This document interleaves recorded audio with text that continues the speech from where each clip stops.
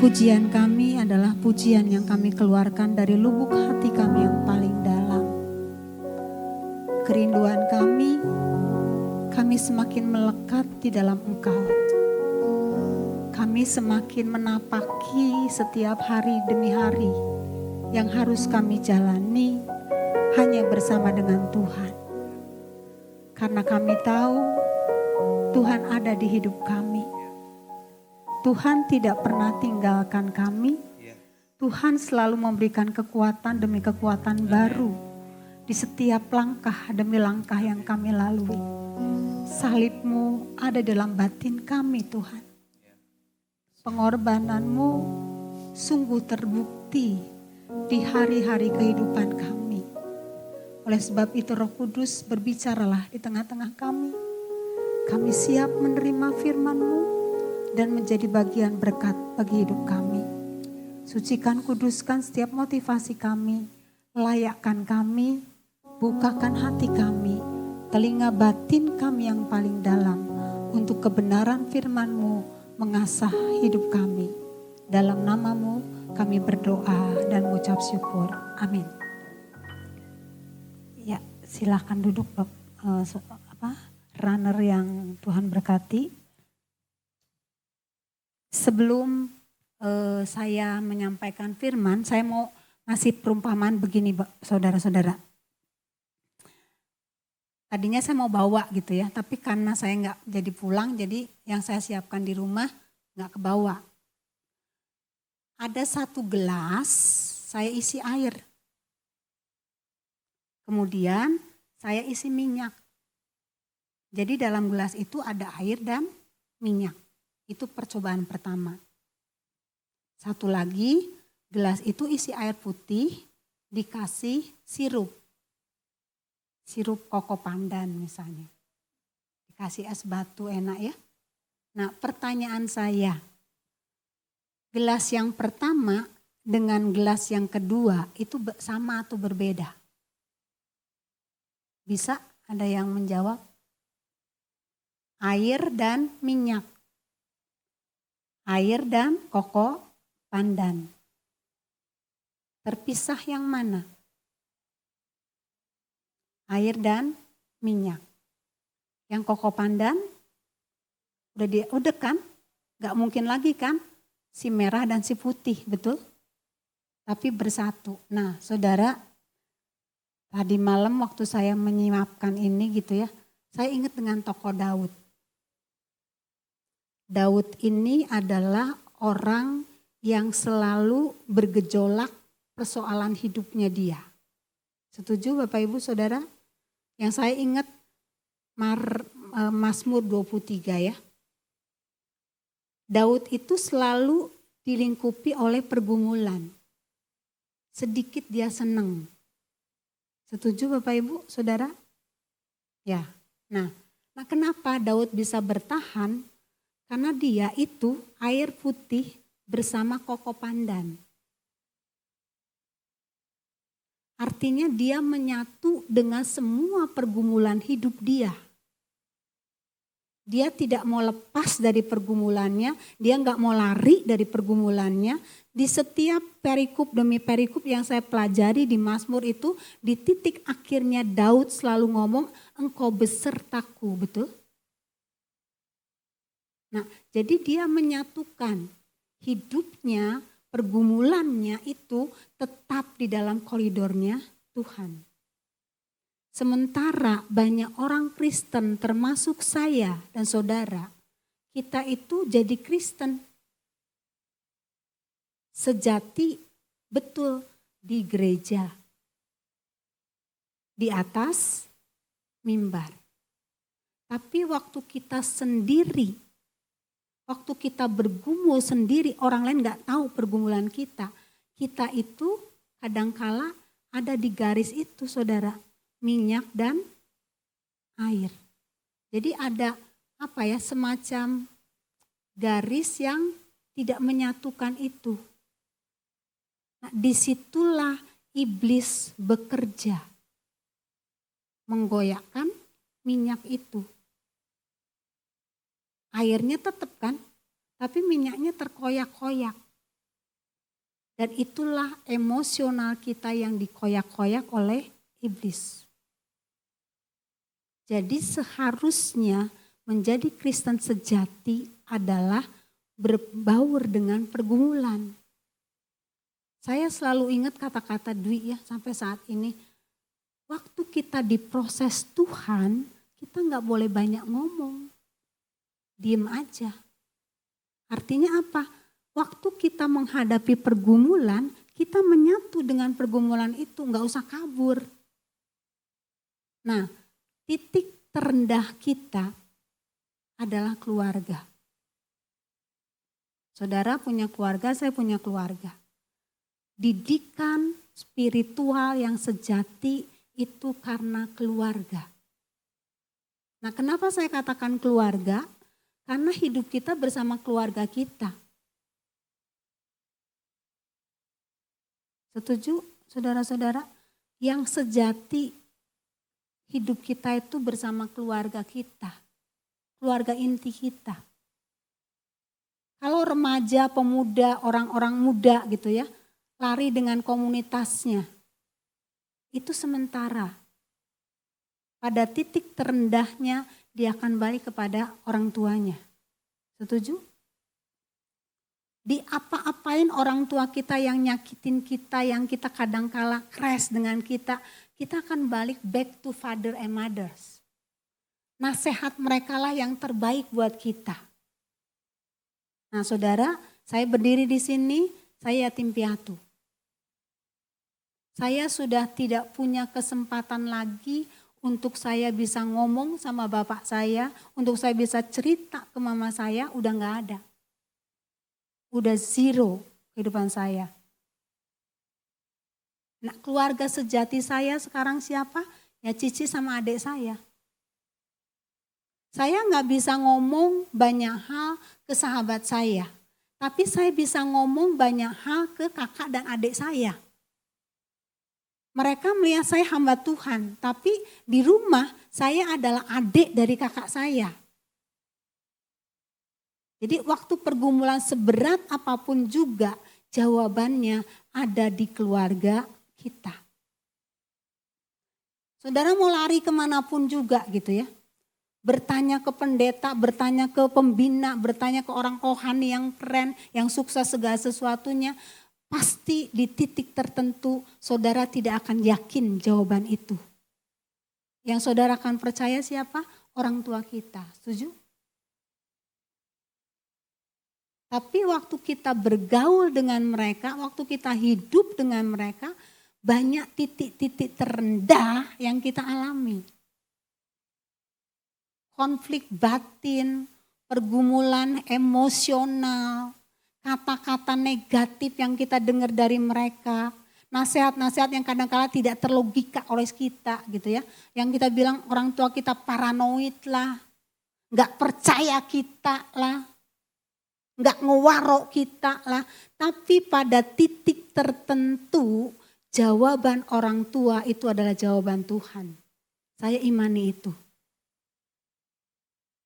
Di kehidupan masa lalu saya enggak jadi anak berkat saudara-saudara.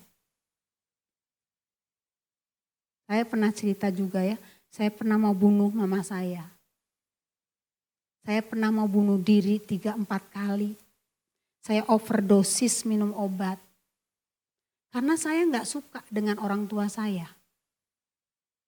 Tapi pada waktu saya dewasa, waktu saya tinggalkan mama papa saya, melangkah ke kota Bandung sendiri, papa saya bilang begini, nih semua yang mama papa kasih buat kamu yang menyakitkan buat kamu, satu saat nanti kamu akan menghargai pendapat papa mama. Oh itu yang terbaik.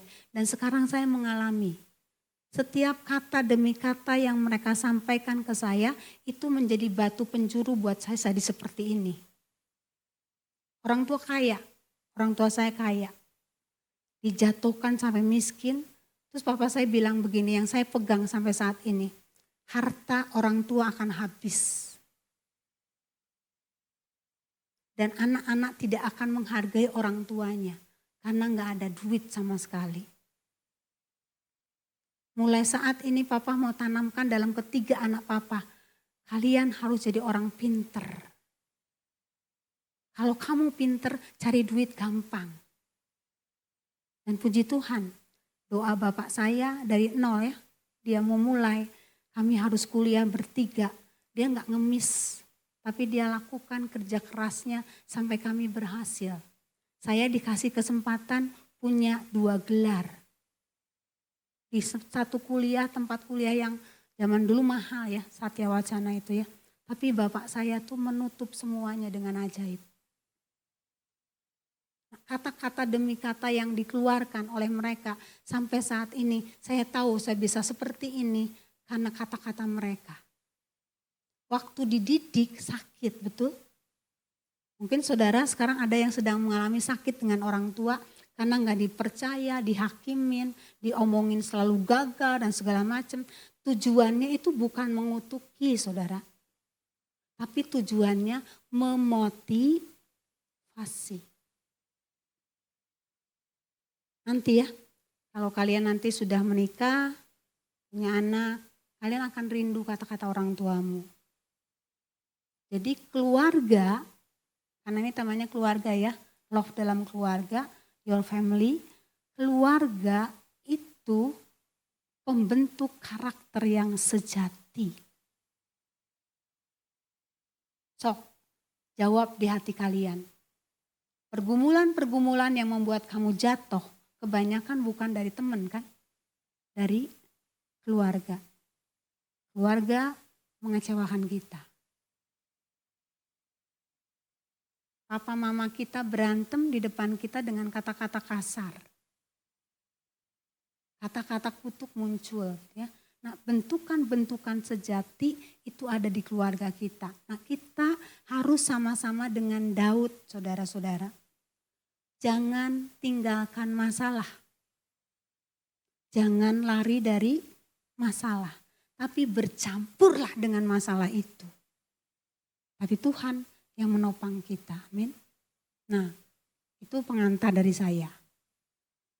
Yang saya mau sampaikan, saya bersyukur firman yang saya pakai di sekolah minggu, waktu kemarin minggu kami ada tur kayak museum. Saya diberikan satu pos perjamuan malam terakhir. Di situ pembasuhan kaki. Gak tahu ya, waktu saya menyiapkan itu, saya melihat anak-anak yang saya ajarkan, yang ribut, diam semuanya. Mendengarkan dan saya tahu urapan itu mengalir. Sekarang saya akan menyampaikan firman yang sama. Saudara, saya nggak akan baca ayatnya. Mungkin sudah mulai bisa dibuka. Ayatnya itu ada di Yohanes 13 ayat 1 sampai 5. Saudara sudah pernah baca pasti ya. Nah, di ayat itu yang saya terpukau adalah ini. Yesus mengasihi murid-muridnya sampai kepada kesudahannya. Bukan sampai Yesus mati. Bukan sampai Yesus bangkit. Tapi sampai kesudahannya. Artinya sampai semua murid-murid Tuhan Yesus meninggal, betul? Kekal. Nah, di situ ada beberapa nilai yang saya dapat. Ada 4 hal yang saya rasa-rasanya memulihkan hati saya juga itu, saudara. Yang pertama, waktu Yesus basuh kaki, saya baca sebuah buku gitu ya, yang harus membasuh kaki itu adalah seorang bawahan, seorang jongos, seorang budak, seorang kacung.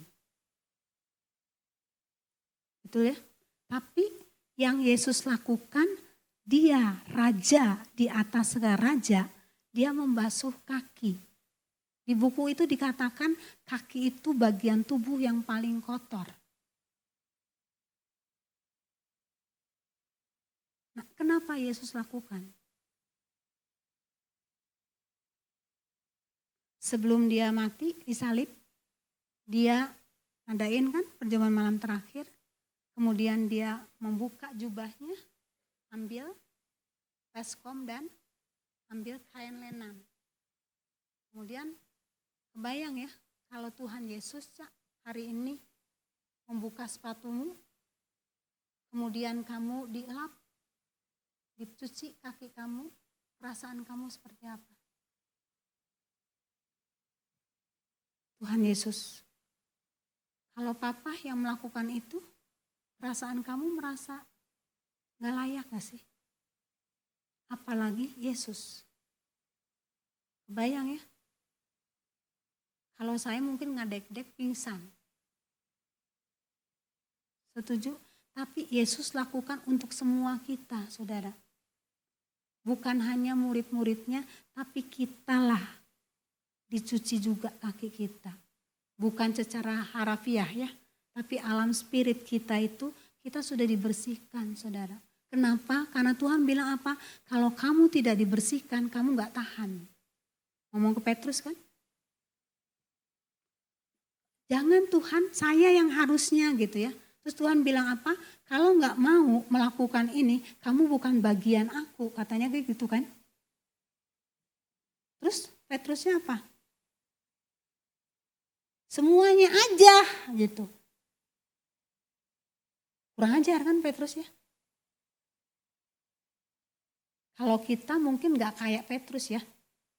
Mungkin waktu Tuhan Yesus buka kaki kita, gemeter kita. Gak berani lihat wajahnya Tuhan Yesus, betul?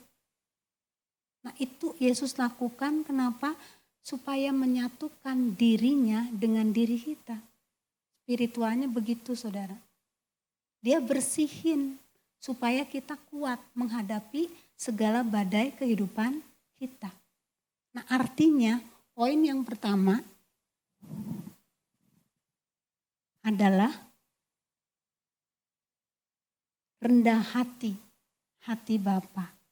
Ya, pasti memiliki hidup tenang, ramah dan banyak relasi. Artinya gini, kalau kita punya rendah hati saudara, yang saya tuliskan ini pasti, bukan nggak pasti, ya pasti memiliki hidup yang tenang. Kedua, ramah dan banyak relasi. Jadi, saudara, kalau saudara pengen keluarga saudara diberkati, saudara keluarganya enggak dalam kemiskinan, enggak dalam konflik, enggak dalam kata-kata kasar. Berarti syarat yang pertama seluruh anggota keluarga harus punya rendah hati. Saya kemarin ngelihat di IG ya, ada satu hamba Tuhan ngomong gini. Kalau saudara punya suami, kalau saudara punya istri yang sulit buat saudara bisa mengampuni, nyebelin, kata-kata kasar, ngomong anjing sia goblok, menghakimi, menyakiti, nendang secara fisikal. Gak usah dibalas kata hamba Tuhan itu. Karena dia butuh pengakuan. Orang tersulit di keluarga kita itu melakukan tindakan-tindakan negatif yang menyakiti anggota keluarganya karena dia butuh pengakuan. Setuju Bapak Ibu? Kalau diperangi dengan kata-kata argumentasi kita, pembenaran diri kita, bukannya selesai masalahnya, akan semakin terjadi api yang membakar semua keluarga. Setuju Bapak Ibu? Ada anggota keluarga yang sakit aja. Seluruh keluarga kan termasuk kita gitu ya, anak-anaknya kebawa emosi karena kok nak ingatnya ke anak-anak sekolah. Setuju? Satu orang di rumah kita misalnya kena stroke. Orang stroke tuh emosinya gimana? Baik-baik aja atau suka emosi? Gak dikasih makan, salah. Betul? Teriak. Betul? Dikasih makan, emang gue ngapain makan mulu kayak babi. Nah, betul? Waktu di Pampers, ngamuk, panas. Waktu gak dikasih Pampers, marah, bau, pesing, gak dirawat. Kayak binatang aja di kamar, di kasur gitu ya. Nah semua orang di keluarga itu pasti terlibat emosi, betul? Setuju? Belum lagi suami istri yang berperang, berantem, kata-kata kasar. Sorry, sampai punya wanita idaman lain, punya anak di luar pernikahan gitu ya. Datang ke rumah bukan bikin kondisi lebih baik, semakin runyam, anaknya dimarahin segala macem. Karena laki-laki itu, suami itu hanya butuh pengakuan.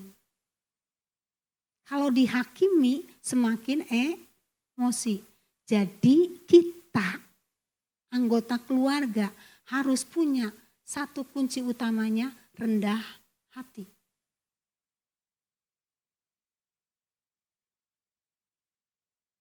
Nah siapa yang harus berkorban dulu? Pertanyaan saya.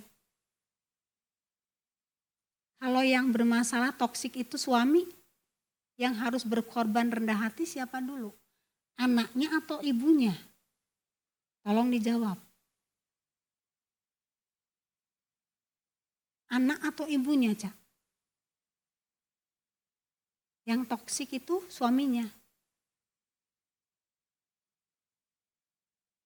Menurut Caca nih, supaya nggak ngantuk nih.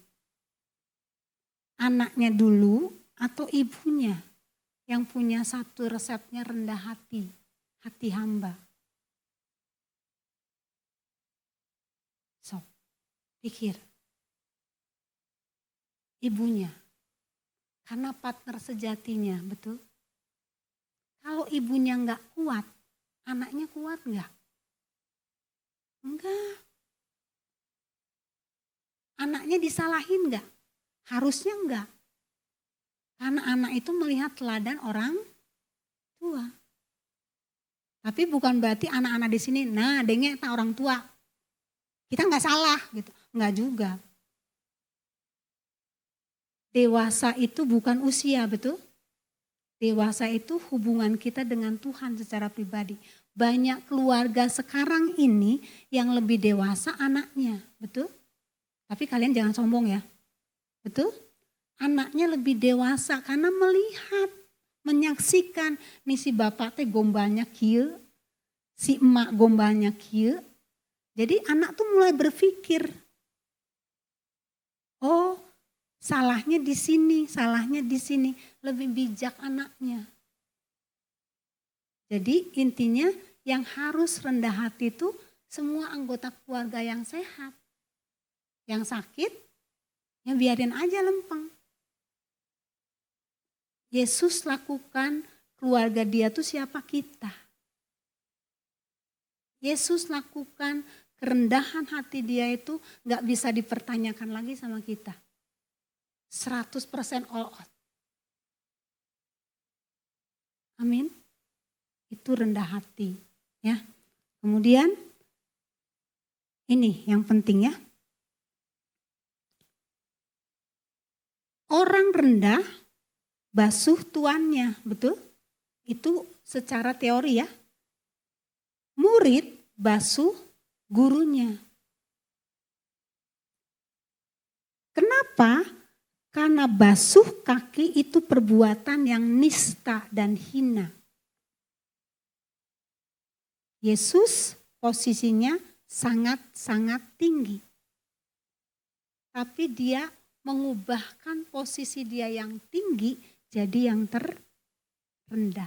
Dasarnya rendah hati. Satu. Sikap rendah hati dan hati hamba itu penting.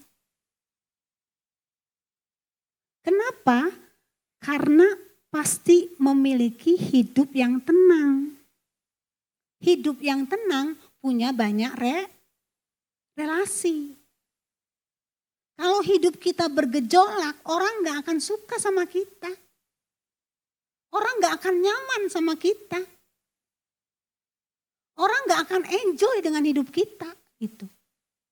Jadi dasar kesuksesan kita bukan hanya di keluarga. Di hidup kita dengan masyarakat kita, dengan komunitas kita, dasarnya rendah hati. Pertanyaan Tuhan sore hari ini, sudahkah engkau punya itu? Kalau udah punya, berapa persen? Di bawah KKM atau di atas KKM? Kalau saudara punya di atas KKM, berarti saudara sudah gak pikirin diri kita lagi. Yang saudara pikirkan adalah orang lain, terutama keluarga kita. Jangan sampai ya nak, adik-adik saya gitu, teman-teman saya di sini durhaka sama orang tua. Maaf ya, orang tuanya sakit, gak diurus. Banyak ya yang begitu ya. Ya saya mah kerja aja sih cari duit. Buat biayain mama. Buat beli obatnya mama. Tapi waktu saudara pulang ke rumah, saudara gak pernah rawat orang tua yang sakit. Berarti saudara gak punya kerendahan hati. Saya tantang saudara. Orang tua kita makin tua betul. Waktu mereka udah gak bisa apa-apa, maaf. Di tempat tidur. Saudara mau rawat?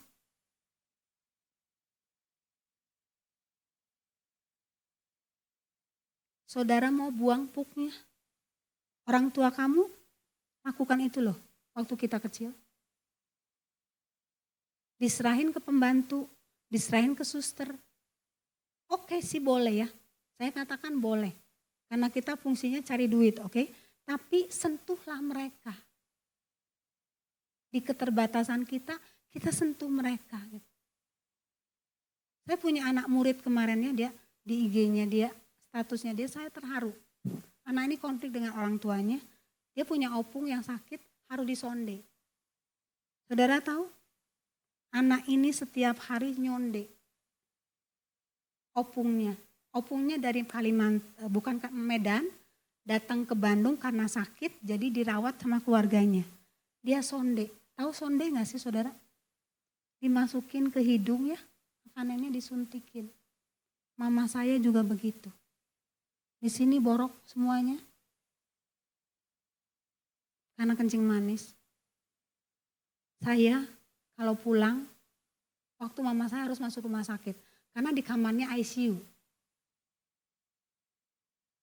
Waktu kolab harus dibawa ke rumah sakit, saya harus keluar dari sekolah, izin dari sekolah, meninggalkan pekerjaan saya semuanya, saya rawat saudara. Nanahnya tuh di sini banyak sekali. Saudara tahu, 1 koyo itu 2,5 juta. 3 koyo, 1 hari harus ganti 3 kali. Selama 8 tahun. Kakak saya jijik kalau melihat luka itu. Tapi saya korekin, bersihin nanah-nanahnya.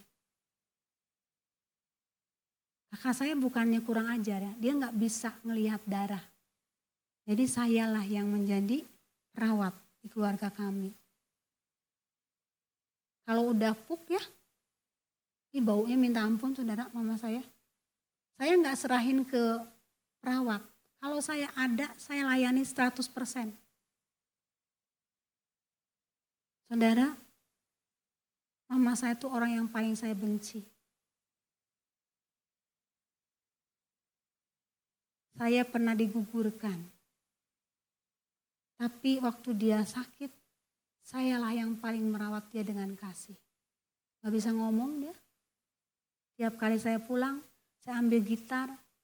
Di doa ibuku, namaku disebut, netes air matanya.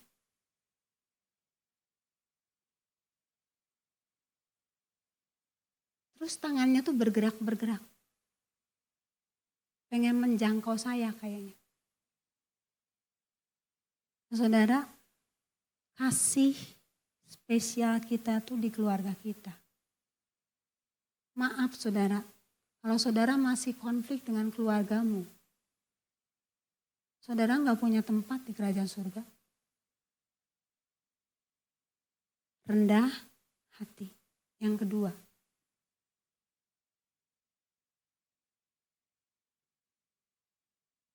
kasih tanpa syarat.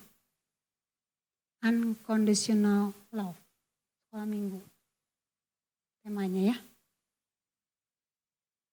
Yesus lakukan itu.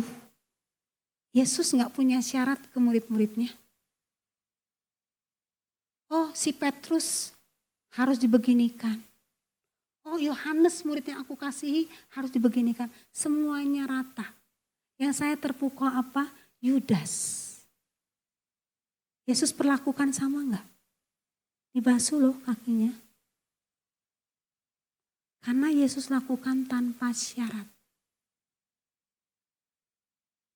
Indahnya sebuah keluarga. Kalau setiap anggota keluarga punya kasih yang tidak bersyarat. Yang seperti Yesus lakukan buat kita. Saudara, kalau sampai hari ini di keluargamu kamu gak damai. Kamu masih terluka sama ayahmu. Kamu sakit hati karena keluargamu dihina oleh keluarga yang lain karena kita miskin. Kami ngalami itu. Kakak saya yang paling terluka. Yang dibilang keluarga kamu miskin. Apa yang dia lakukan saudara? Di masa mudanya dia kerja keras. Banting tulang. Sampai dia naikin derajat papa saya. Sampai punya rumah besar. Itu hasil kerja kakak saya. Karena dia dihina. Dia ngomong ke saya, "Nih kamu adik aku. Bantu Cici supaya martabat keluarga kita tidak dihina sama keluarga besar kita." Dia berjuang dengan kebencian, saudara. Dan dia lakukan, begitu dia tersinggung, emosinya luar biasa. Sampai akhirnya dia bertobat di hadapan Tuhan. Waktu saya pelayanan di Semarang, dia ikut. Pertama kali saya pelayanan, kakak saya ikut. KKR terjadi waktu itu, banyak orang maju, bahasa roh. Terus kakak saya bilang gini, "Nih, Cici mau didoain sama kamu supaya aku dapat bahasa roh." Saya bilang no. Dia Katolik. No. Kamu minta sendiri sama Tuhan kamu. Dan ternyata dikasih saudara. Di kamarnya dia bahasa rohnya keluar sendiri. Waktu saya sudah selesai pelayanan, kalau gak salah Stevina ikut ya. Sama Nuri ya. Selesai pelayanan kami kan pulang. Kakak saya masuk kamar. Dia ngomong sama Tuhan, "Tuhan kalau adik aku dipakai dahsyat sama Engkau. Aku mau dong dikasih sedikit bahasa roh itu." Dikasih saudara. Dan sejak dia dapat bahasa roh itu, hati hambanya sangat dalam sekali. Lebih dari saya. Saudara, unconditional love. Kasih yang tanpa batas. Waktu engkau disakiti di keluargamu, kamu jangan balas sakitin. Karena orang yang menyakiti kamu itu masih buta rohaninya, masih sakit. Gimana pulihnya dengan cinta yang tak terbatas itu? Yang Yesus lakukan buat saudara dan saya. Tadi pagi saya dengar khotbah Dwi. Dia tanya ke anak-anak Epic. Setelah kamu pelayanan hebat nih, drama kamu dipuji banyak orang, main musik kamu hebat, permainan kamu hebat, tujuannya buat apa? Bangga. Tujuan yang sesungguhnya adalah unconditional love. Kasih yang tanpa batas. Saudara, Kalau saudara dan saya sepakat hari ini memulai 2 poin aja ini. Hidupmu dan hidupku itu akan jadi berkat bukan hanya buat keluarga. Tapi dimanapun Tuhan tempatkan kita, kerendahan hati kita terpancar. 2. Mau dilanjut atau selesai? Ada dua lagi ya. Yang ketiga.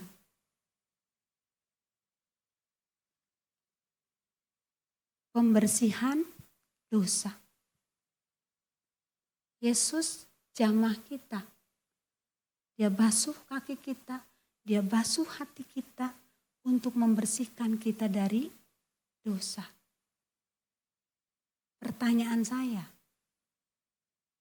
kita kan masih melakukan dosa. Tadi saya PI dengan satu anak sekolah minggu. Yakin gak kamu sudah terima Yesus? Yakin sih yakin, Ci. Tapi waktu aku berdosa aku gak yakin. Bener kan? Saya ngomong ke dia, Cici punya dosa gak buat kamu? Punya. Dosa itu berekor, saya bilang gitu. Maksudnya apa? Contoh, saya janjian sama Dwi, mau pergi layanan bareng. Terus saya males nih. Saya bilang ke Dwi, Dwi aku banyak kerjaan. Satu dosanya kan. Terus Dwi nanya lagi, Cici kerjaannya apa aja? Repotnya apa? Mulai kan, bohongnya kan. Kerjaan kantor Dwi, numpuk 2. Betul? Kerjaannya kayak apa? Mikir lagi kan? Apa ya? Dosa ketiga, betul? Nah, jadi dosa tuh berekor. Betul? Anak sekolah. Ke sekolah telat. Bannya bocor. Padahal gak bocor. Telat bangun kan? Bocornya di jalan mana? Kan saya tukang kadang tanya ke anak gitu ya. Bocornya di jalan mana? Dekat sekolah Bu. Daerah mana? Mikir lagi kan dia ya. Ibu tahu nggak daerah Jalan Lombok? Tahu lah. Di situ Bu. Nyari tukang tambal ban nggak ada di situ Bu. Dalam hati, ayah. Wong saya sering. Saya bilang, bener nggak di Jalan Lombok? Bener Bu, 4 kali bohong kan. Bener nggak ada tukang tambal ban? Nggak ada Bu. Ada. Di sini loh tempatnya. Kamu bohong atau bener? Kok Ibu tahu sih saya bohong? Kamu telat bangun kan? Iya. Nah, bohong tuh berekor. Dosa itu berekor. Tapi kita tidak tinggal dalam dosa itu. Masa lalu kita tinggal dalam dosa itu, betul? Sekarang kita nggak tinggal dalam dosa itu. Cepat tobat. Jadi keteladanan Tuhan membasuh kita itu untuk menyucikan kita dari dosa. Saudara, saya bertanya di hati kita masing-masing, dosa apa sih yang masih kita pegang sampai sekarang saya berdiri di sini?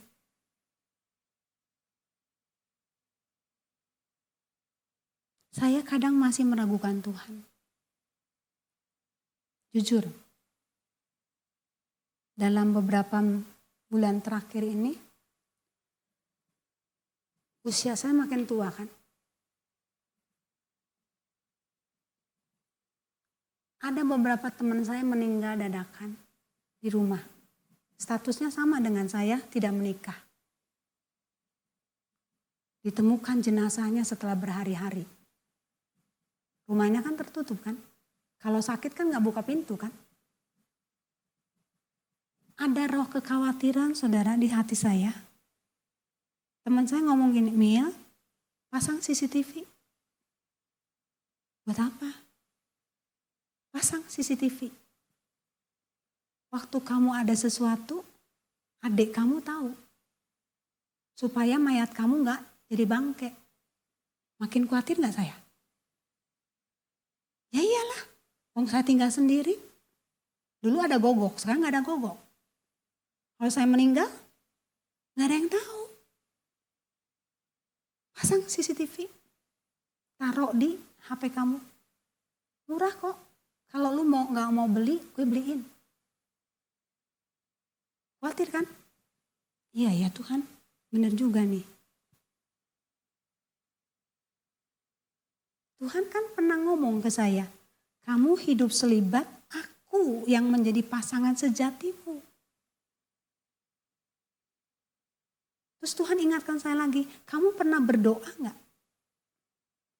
Kalau boleh Tuhan, aku meninggal di luar rumah. Jangan di rumah. Kan banyak orang meninggal di kamar mandi ya. Betul? Betul. Doa kamu apa? Oh iya ya Tuhan, doa aku satu. Waktu khotbah, waktu di sekolah. Karena itu 2 panggilan hidup saya. Jadi saya tuntas, finishing well Tuhan. Kamu percaya nggak? Waktu kamu meninggal dalam panggilanmu. Rasanya kayak ditampar saudara. CCTV-nya ada, dikasih sama teman saya, dikirim. Tapi saya nggak tempel itu sampai sekarang. Kalau saudara mau CCTV-nya bolong, diambil. Keraguan, dosa, itu ada di hidup kita. Di seputar hati kita, di seputar pikiran kita, di seputar spiritual kita, betul? Karena kita jadi tadi minyak dan air. Tapi kalau kita mau air dan tadi apa? Koko pandan. Ya udah, alami pergumulanmu, ya alami aja. Ngalir aja sama Tuhan. Supaya kita tidak berdosa. Meragukan Tuhan itu dosa loh nak. Betul? Walaupun itu hanya sekilas aja. Otak kita yang banyak diserang iblis, betul? Gak punya pacar, mulai ragu ya. Gak dapat kerjaan, mulai ragu. Ngelamar gak dapat, mulai Tuhan teh salah gak sih? Pacaran kelewat batas, melakukan hubungan yang lebih, terikat secara emosional, terikat secara seksualitas. Salah juga, betul? Sendiri salah, berdua salah. Pikirannya jorok, salah juga gitu. Jadi di seluruh kehidupan kita saudara, itu banyak bergelimpangan dosa yang akan mencengkram kita. Saudara harus sadar itu. Tapi ingat baik-baik satu ayat. Singa tuh mengaung-ngaung akan menelan, betul? Singa tuh gak menelan. Mati nelan kita, kesedek. Itu cara tipu muslihatnya iblis. Nakut-nakutin kita ditelan, gak bisa. Singa nelan kita saudara, mati. Sok mau datengin singa ke sini, dia telan saya, mati dia. Mencabit-cabit adanya. Iya kan? Dimakan dikit-dikit. Jadi iblis tuh pembohong, betul. Tapi seringkali kita mau dibohongin iblis. Saha nu gelo? Kita nu gelo. Aku nu gelo sama Tuhan tuh. Gak percaya sama Tuhan. Padahal cintanya sempurna loh saudara. Pernah saudara disakitin sama Tuhan? Sedetik pun tidak pernah. Tapi saudara raguin Tuhan kamu. Kalau aku jadi Tuhan Yesusnya ya. Gitu. Yesus mati. Ingat ya. Saya terharu dengan yang ini timnya di sini nih. Sama Petrus tuh Petrus. Waktu kamu ekspresimu itu ya. Aku duduk di situ tuh Petrus. Ini air mata saya ya, ngalir terus. Bukan karena saya cengeng, enggak. Urapannya tuh ngalir. Michael yang teriak-teriak kayak orang gila gitu ya. Tapi urapannya tuh ngalir loh lewat dia loh. Emosional saya, spiritual saya tuh dibangkitkan sama kata-kata Michael. Nyak, Tuhan aku tuh kurang ajar kasih Michael itu tuh. Sama Tuhan ya. Nangis saya sepanjang itu. Sepanjang awal pujian ya. Sayang, waktu Rabu sengsara saya gak datang. Karena saya tumbang. Pendoa yang tidak bertanggung jawab. Tapi saya berdoa di rumah ya. Nyari di YouTube tuh gak ada. Mau ikut online ceritanya. Gak ada saudara. Jadi saya sepotong hilang Cak. Rugi ya. Itu menangis terus saya. Sampai Paskah ya. Kemarin ya. Duduk di situ tuh. Di tempatnya suami tersayangnya Siska. Nerocos bahasa roh terus. Di samping depan saya Cilani. Di situ ada papa mamanya Melani. Gak tahu mereka lihat saya nangis terus bahasa roh terus. Karena urapannya ngalir dahsyat saudara. Itu hanya urapan aja. Waktu saudara dan saya di keluarga kita. Yesus hadir di keluarga kita. Apa yang dirasakan oleh kita? Yesus menebus dosa kita. Kalau saudara sampai sekarang masih dicengkram sama iblis ya. Lu orang berdosa, lu gak berdampak. Bilang aja iblis bullshit lu mah. Amin. Nah sekarang pertanyaan Tuhan. Di hidup kamu ini, kamu masih pelihara dosa itu enggak? Kalau berdosa oke. Ya setuju ya 100%. Pak pendeta aja berdosa kok. 2 pendeta kita 3 malahan di sini. Berdosa. Kita nggak tahu pikiran mereka betul. Kita nggak tahu keraguan mereka betul. Saya aja yang nggak ada siapa-siapanya saya ragukan Tuhan kurang ajar kan. Ini pengkhotbah loh. Betul. Masih raguin Tuhan saya masih takut. Iya ya mayat saya. Ada yang nolong nggak nanti? Setuju ya saudara yang tinggal sendiri di rumah ya? Wajar dong punya ketakutan itu. Kalau Bang Sam kan sudah punya istri aman. Betul? Dulu kan dia sendirian juga. Sakit sampai operasi nangis sendiri gitu kan ya. Sekarang kan sudah pendampingnya gitu. Tapi saudara dimanapun saudara ditempatkan pasti ada posisi di mana kamu hanya sendiri. Pasangan kamu gak ngerti kamu. Orang tuamu gak ngerti kamu. Tapi ingat baik-baik, Yesus selalu ada di hati kita. Waktu Yesus masuk di hatimu, dia gak akan pernah keluar. Dia akan stay selama-lamanya. Yang ragu sama Tuhan, yang masih lakukan dosa, hari ini sebelum kamu keluar dari tempat ini, bertobat. Amin. Sok ngomong dulu kanan kiri, biar gak bosan.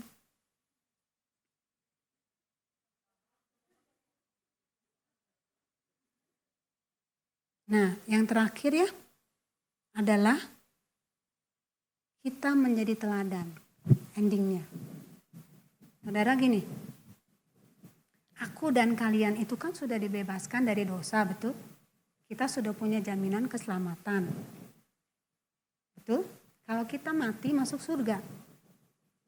Yakin Kak? Siapa yang masih ragu sok? Nanti didoakan khusus sama Pak Pendeta ini. Saudara mati masuk surga yakin gak? Yakin. Nah, jadi saudara dan saya sudah selesai pergumulannya.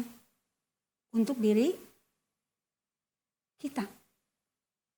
Yang Tuhan harapkan Matius 28, jadilah saksi ke Yudea, Samaria, Yerusalem, sampai ke ujung bumi. Berarti harusnya kita sekarang sudah gak berurusan lagi dengan hidup kita. Jadilah teladan. Nah, yang jadi teladan pertama kali di hidup kita itu adalah pasangan kita. Yang belum punya pasangan, imani. Sebelah kamu ada pasangannya. Pernikahan kamu, pernikahan yang berkenan di hadapan Tuhan.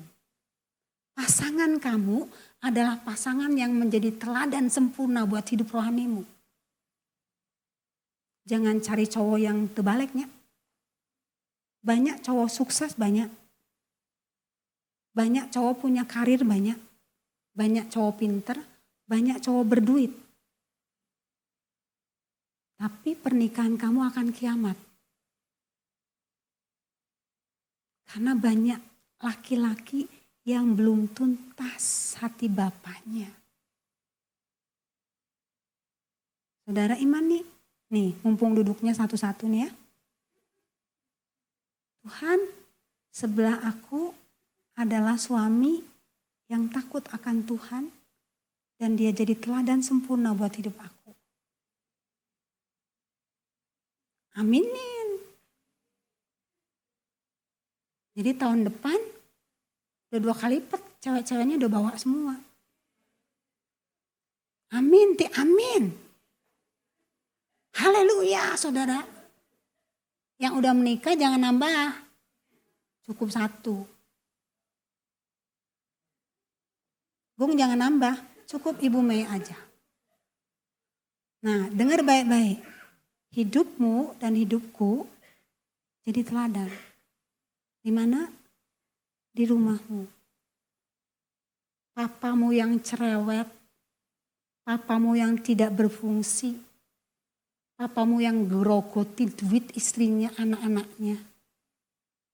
Jangan dikutukin, tapi berkati. Dia masih tertutup saudara, karena dia belum tuntas. Kita sudah tuntas, tas, 1000%.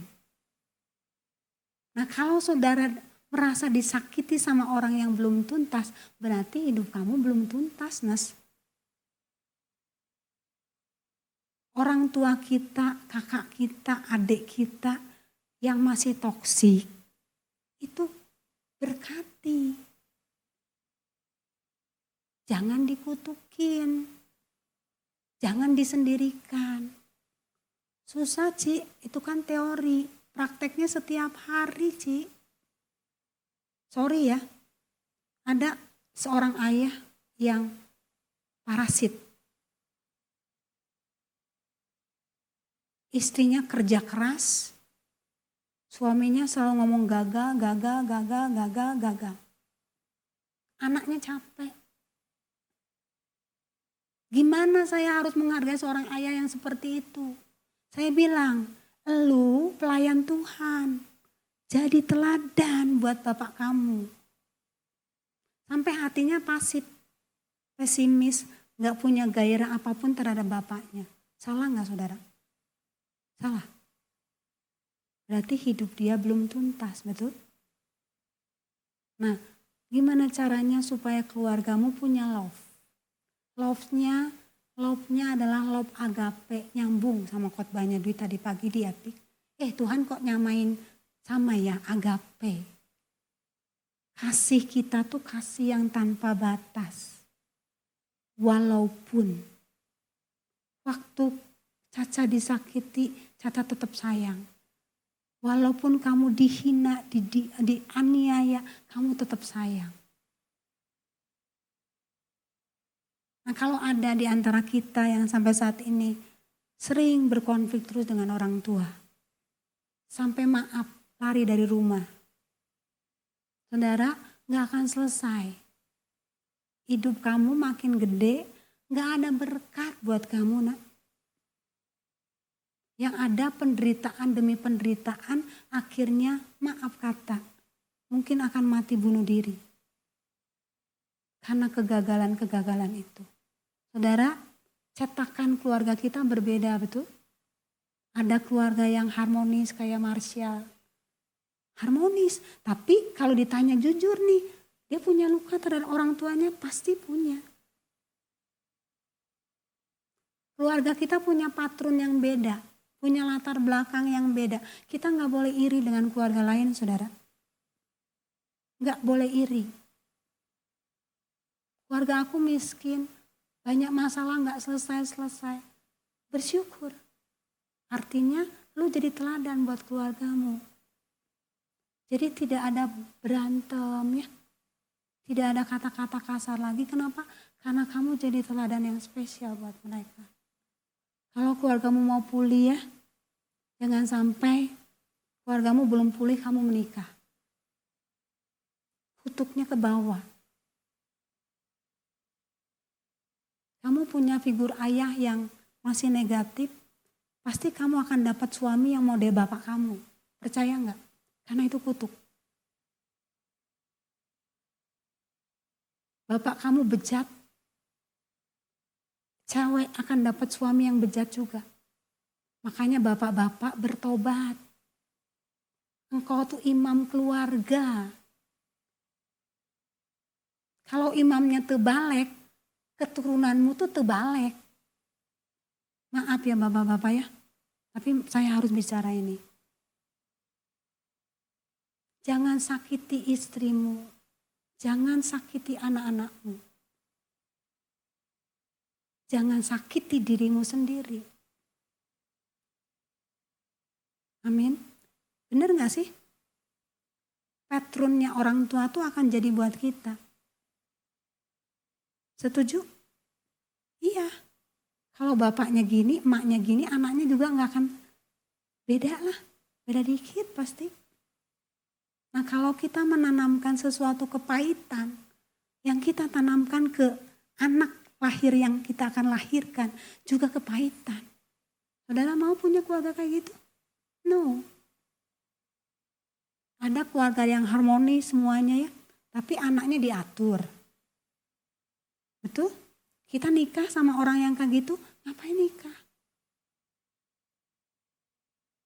Nanti kamu diatur, disetir. Anak kamu harus begini, begini, begini, caranya harus begini. Repot saudara. Doakan pasanganmu itu pasangan yang sudah tuntas. Walaupun gak punya duit. Bisa dapat diberkati gak? Bisa. Ya puji Tuhan. Kalau dapat suami kaya ya. Kaya, ganteng, cinta Tuhan, sayang istri. Yaitu anugerah spesial. Amin saudara. Jadi buat teman-teman saya yang sebelahnya masih kosong, bertobat dulu. Rendah hati, unconditional love, jadi teladan. Pernikahanmu, pernikahan yang sempurna. Amin. Caca aminin mau menikah kayaknya dia. Amin. Nah, Rian juga tersenyum, minta disentuh sama saya. Amin, menikahlah dengan menikah yang benar-benar dari Tuhan gitu. Bagi yang mahasiswa jangan nikah dulu, selesain dulu S1-nya. Kerja 2 tahun 3 tahun baru mikir nikah. Yang udah kerja mikir nikah. Petrus, Boy, mikir pasangan kamu mana ini di antara ini. Tapi poinnya 4 ya saudara ya. Jadi keluarga yang kamu bangun tuh keluarga yang happy. Finishing well. Ada kesulitan di keluarga yang happy? Ada. Ada pergumulan? Ada. Tapi kita berdiri kuat dengan Tuhan. Amin. Puji Tuhan. Mari kita berdoa.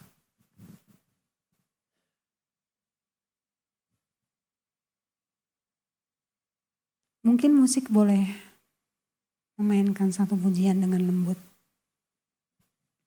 Saudara, 4 poin yang kita sudah pelajari.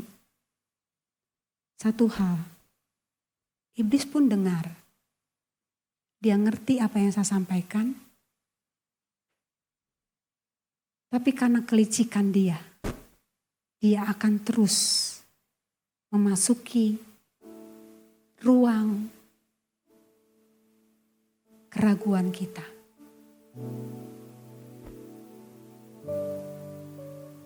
Saudara, kita bukan minyak dan air. Tapi kita sepakat saat ini air putih bersama koko pandan. Bersatu tidak pernah terlepaskan. Hari ini kita sama-sama mau yakini persoalan hidup kita gak akan berhenti. Justru di akhir zaman ini banyak hal yang terjadi, saudara. Ajaran-ajaran yang sepertinya benar mulai terjadi di sekitar kita. Kondisi politik, kondisi alam yang tidak menentu, kadang membuat kita takut, kita ragu, kita bimbang dengan penyempurnaan, penyertaan Tuhan yang sempurna. Tapi malam hari ini saudara, mari kita sama-sama belajar.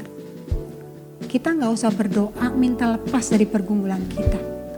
Tapi kita berdoa di saat pergumulan hadir di kehidupan rumah tangga kami, di keluarga kami. Kami tetap kuat bersama dengan Tuhan. Kami tetap menyadari Yesus selalu terulur tangannya untuk kita. Orang tuamu akan melihat engkau berbeda. Suamimu, pasanganmu akan melihat engkau berbeda. Badai yang terjadi itu tidak merobohkan saudara. Tidak membuat saudara jauh dari Tuhan. Tidak membuat saudara gentar dan takut lagi. Karena Dia nakoda sejati di hidup kita. Nikmati cara Tuhan menuntun setiap langkah hidupmu. Dan hatimu akan bersyukur, bersuka cita. Dan karakter sejatimu akan muncul di situ. Kamu adalah orang yang punya kerendahan hati itu.